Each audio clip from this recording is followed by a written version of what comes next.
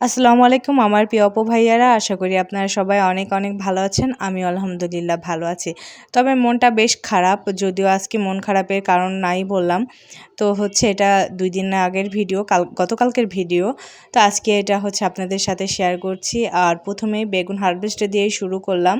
আজকে আমি আলোচনা করব আমার বেগুন গাছটার কিভাবে যত্ন করি, কিভাবে কি করি, প্রুনিং করে দেই। তো সেটাই আপনাদের সাথে শেয়ার করব। এত সুন্দর কিভাবে বেগুন হচ্ছে আমার গাছে, কোনো রকমের ভিটামিন বুস্টার, হরমোন, এত ধরনের 7-8 ধরনের কেমিক্যাল ওষুধ ছাড়া কিন্তু আমার গাছে এই ধরনের বেগুন হচ্ছে এত সুন্দর সুন্দর। তো কিভাবে করছি সেটা আপনাদের সাথে শেয়ার করব। যদি আমরা গাছে এত কিছুই ব্যবহার করি তাহলে নিজে কষ্ট করে করার কি দরকার, বাজার থেকে তো কিনে খেতেই পারি। তবে আমি কিছু রাসায়নিক সার ব্যবহার করি। আমার মনে হয় না এসব বুস্টার, তারপরে হরমোন, ভিটামিন এগুলির চাইতে এগুলির থেকে খারাপ। দেখা যায় যে ওটা তো সার। আমি তো মাঝে মধ্যে কীটনাশক ব্যবহার করি, তবে সেটা সীমিত পরিসরে, একেবারে যখন ঠেকে যায় তখনই ব্যবহার করি, তাছাড়া না। যদি আমার মতো এইসব ওষুধ না ব্যবহার করে এরকম ফলন পেতে চান তো অবশ্যই ভিডিওটির সাথেই থাকুন। আর হ্যাঁ, যারা এই পর্যন্ত দেখেছেন, লাইক দিয়েছেন, তাদেরকে অসংখ্য ধন্যবাদ। আর যারা দেখেননি, লাইক দেননি, প্লিজ একটা লাইক দিয়ে দিবেন।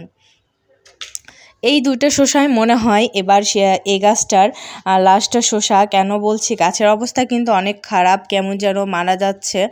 আর শত্রু তো আমি তো আছেই। আমি গাছগুলিকে কখনোই ঠিকঠাক মতো করতে পারি না। যখনই একটা বাধা কাটিয়ে উঠি, একটা ক্ষতি কাটে উঠি, তখনই আবার ক্ষতি করে। তো এই যে দেখেন মাশাল্লাহ কত সুন্দর বেগুনগুলি, আমার না দেখলেই মনটা ভরে যায়। ওদের একদম গোল গোল আর কত সুন্দর। ভিতরে কিন্তু এখনও কোনো বিচি হয়নি, একদম কচি আছে। আর আমি কচি বেগুন খেতেই পছন্দ করি, এজন্যই মূলত এ ধরনের কচি কচি বেগুন হারভেস্ট করা। আপনারা চাইলে কিছুটা বড় করেও খেতে পারেন।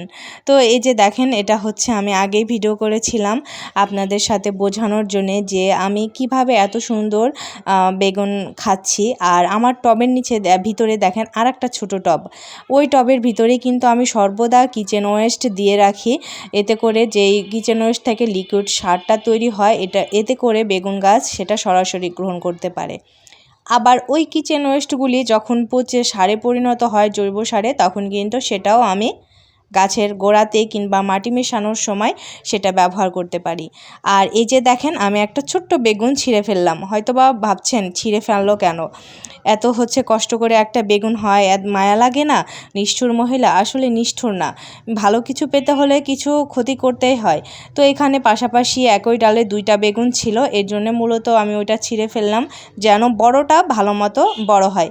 দেখা যায়, আমি একটা আপনাদের সাথে উদাহরণ দেই, যে আমরা যদি 1 প্লেট ভাত কয়েকজন, মানে একজনের খাবার উপযুক্ত ভাত যদি 4-5 জন মিলে খায়, তাহলে কি সবার পেট ভরবে?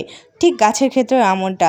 আমার গাছে কয়েকটা বেগুন হবে, আর যদি আমি ওইখানে কয়েকটার জায়গায় কয়েক গুণ রাখি, যেমন 5টা হবে, সাপোজ 5টার জায়গায় যদি আমি 10টা-15টা বেগুন রাখি গাছে, তাহলে কি ওইগুলি হবে? হবে না।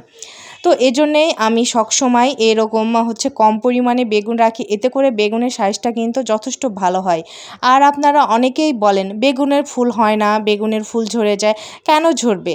আমাকে বলেন তো, আপনারা কেন ঝরবে? যদি আপনারা কিচেন ওয়েস্ট ব্যবহার করে থাকেন তাহলে কখনোই ঝরবে না। আর যদি এত কিচেন ওয়েস্ট ব্যবহার করার পরও আপনাদের ঝরে যায়, তখন কিন্তু পরাগায়ন করে দিবেন আর কিছু সারের ব্যবস্থা করবেন। আমি তো দেখা যায় যে আমার গাছের ফুলগুলি আমি প্রতিনিয়ত প্রত্যেক দিন ছেড়ে ফেলি। এই যে দেখেন, এটা কিন্তু ফুটে আছে, এটাও ছিঁড়ে ফেলবো। আবার আপনাদের যারা পরাগায়নের সমস্যা হয়, তারা কিন্তু এরকম একটা ফুল ছিঁড়ে সবগুলি ফুলে পরাগায়ন করে দিতে পারেন, কিংবা হাতের আঙ্গুল দিয়ে যে পরাগরেণুগুলি আছে সেগুলি আলতোভাবে প্রত্যেকটা ছুঁয়ে দিলেই হলো। আপনারা অনেকেই দেখি যে আপনারা বলেন বেগুন গাছের হাজারো সমস্যা, কোনো সমস্যা হবে না। আপনারা অনেক আলাদা আলাদা সার তৈরি করেন, এত পরিশ্রম করে টাইমলি দেন, তারপরও দেখা যায় অনেক সমস্যা হয়। আমি কিন্তু এত ঝামেলা করি না। শুধুমাত্র ওই যে বালতি রেখেছি, বড় টবের ভিতরে একটা ছোট টব রেখেছি, সেখানে কিচেন ওয়েস্ট তৈরি করি, আবার ওইটাই গাছে দেই। আপনারা এটা আলাদা করেও করতে পারেন, কিন্তু ডিমের সার আলাদাভাবে করেন, তারপরে কলার খোসা আলাদাভাবে, পেঁয়াজের খোসা আলাদাভাবে, এভাবে করলে হয়, যখন আমার কয়েকটা গাছ ছিল তখন কিন্তু আমি করতাম, কিন্তু এখন অনেক বেশি হয়ে গেছে। বেশি বলতে মোটামুটি আমার কাছে আমার যথেষ্ট। তো এতগুলো সার আমি দিতে পারি না, আলাদা আলাদা করতে পারি না, বাচ্চা আছে, দেখা যায় আমার ভরা সংসার, এই কারণে কিন্তু আমি করতে পারি না।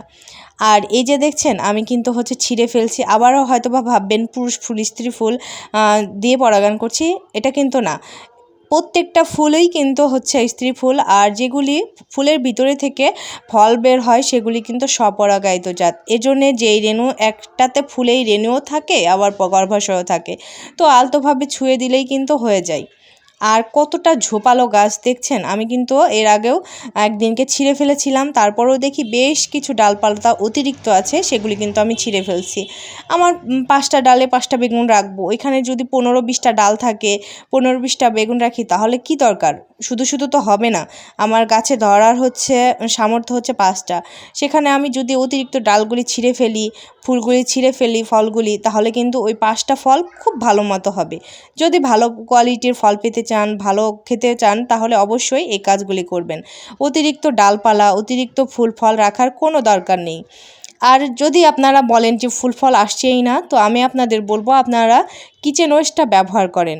আমার মতো করেও করতে পারেন, আবার হচ্ছে আলাদা এভাবে প্রসেস করে কখনো লিকুইডটা দিলেন, কখন পচে গেলে গোড়াতে দিলেন, আবার মাটির শরীর তৈরি করার সময় কিচেন ওয়েস্টটা মিশিয়ে কিছুদিন রেখে সেটাতেও গাছ লাগাতে পারেন। দেখা যায় এভাবে করলে কিন্তু কোনো সমস্যা হয় না। আর হ্যাঁ, কীটনাশক মাঝে মধ্যে ব্যবহার করতে হয়। দেখা যায় যে সারের চাহিদা তো মিটছে, ফুল ফলের সমস্যা সবগুলিই মিটছে, কিন্তু পোকামাকড় আক্রমণ করে, তখন কিন্তু আমাদের কীটনাশক ব্যবহার করতে হবে।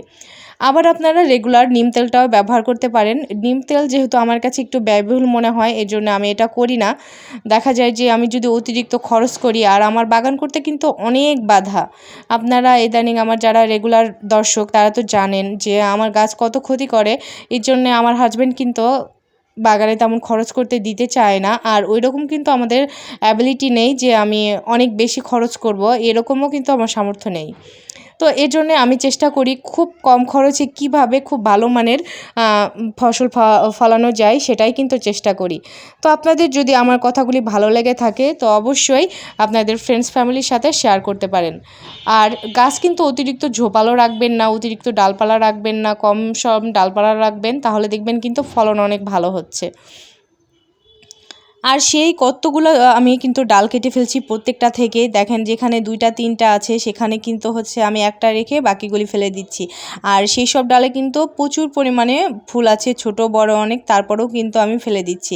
ওই যে একটা কারণই যে হচ্ছে আপনাদের শর্টকাটে বলি যে একজনের খাবার 5 জনে মিলে খাওয়া, ঠিক এমনটাই যেন এরকম না হয়, এজন্যে মূলত আমি অতিরিক্ত যেই ডালপালাগুলি সেগুলি ফেলে দিচ্ছি। আর এখানে এই ডালটা রাখলাম, ওই ফুলটা রেখে দিলাম, এটা কিন্তু আমি নিতে চাই এর জন্য রেখেছি, তার সামনেরগুলিও কিন্তু আমি ফেলে দিয়েছি।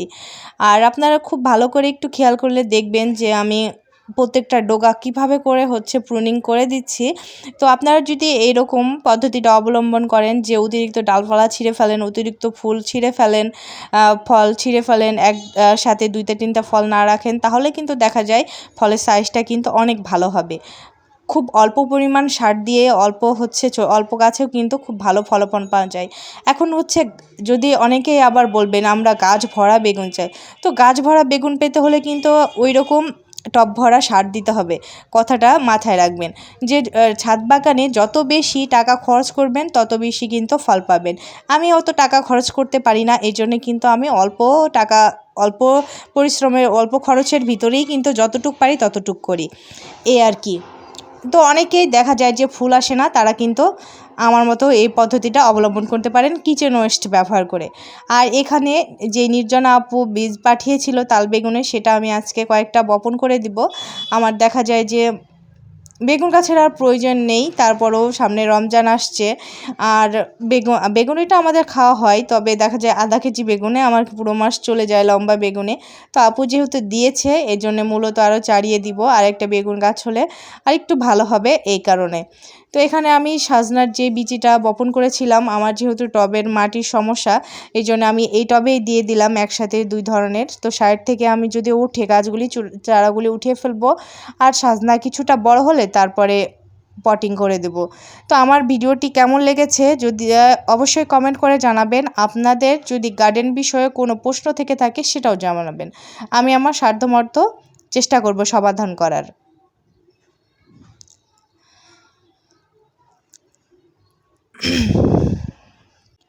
আজকের মতো এ পর্যন্তই, দেখা হবে আবারও অন্য কোনো ভিডিও নিয়ে।